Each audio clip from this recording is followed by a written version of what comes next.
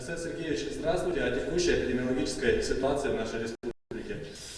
Ситуация остается напряженной. На сегодняшний день всего у нас зафиксировано 282 случая коронавирусной инфекции в Якутии, то есть за последние сутки плюс 19. Из них 17 это город Якутск, 1 Ленский и 1 Мегино-Кангаласский улус. Причем и в Ленске, и Мегино-Кангаласском это связано с вахтовыми рабочими, которые были заранее выявлены, скажем так, и мы надеемся, что дальнейшего распространения все-таки этой болезни именно от этих людей не получит по этим улусам. Что касается города Якутска, то, к сожалению, мы видим дальнейшее расширение количества заболевших именно от Якутской республиканской офтальмологической больницы. Всего из этого очага у нас свыше 50 человек уже на сегодняшний день. При этом работа продолжается по дальнейшему выявлению пациентов в больнице, контактировавших с ними, работников, опять же, контактировавших с ними. И количество это может быть еще и больше в конечном итоге. Так? Но еще раз говорю, достаточно большой круг людей, уже даже не сотни, а тысячи людей сейчас вовлечены в сдачу анализов, именно связанных с Якутской офтальмологической больницей. Также хочу сказать, что мы вышли на рекордные уровни по количеству тестирования.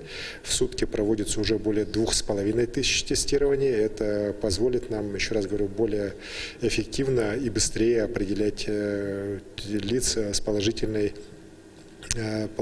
результатом анализов. Также хочу сказать, что сегодня в Ленске уже подготовлена и начинает запускаться к работе новейшая лаборатория ПЦР, которая закуплена на средства Стройтрансгаза. И это позволит нам уже на месте реально верифицировать результаты по работников Чаяндинского месторождения. К сожалению, очень много разных выдвигается и озвучивается цифр, и многие тысячи, и практически, что все там больные. На самом деле это далеко не так. На сегодняшний день официально подтвержденных случаев лабораториями Роспотребнадзора у нас всего лишь 39.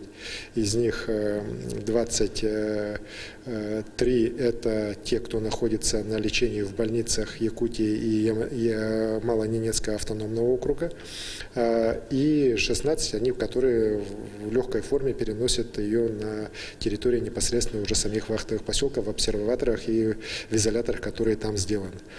Также у нас 50 больных сейчас на прошлой неделе было вывезено в Омск. Анализы там взяты, но результаты еще нам пока не сообщили. Сейчас для более полной такой точной верификации количества больных силами «Газпрома» и его подрядчиков, которые там составляют подавляющее большинство, проводится вторичное тестирование, забор анализов, которые должны дать четкий результат уже по количеству заболевших на территории именно Чаяндинского нефтегазоконденсатного месторождения.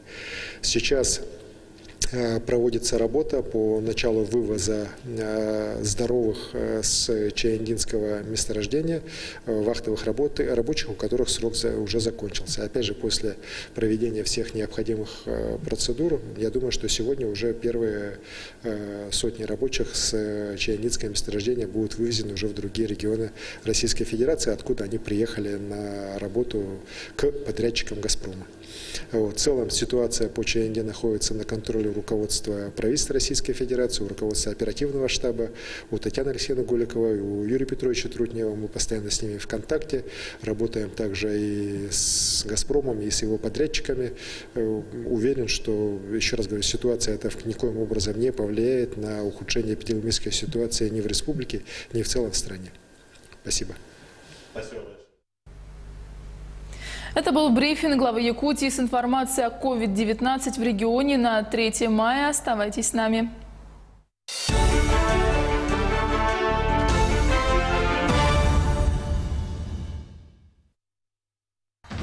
80 контактировавших изолировали в Вилюйском улусе. Анализы направлены в Якутск.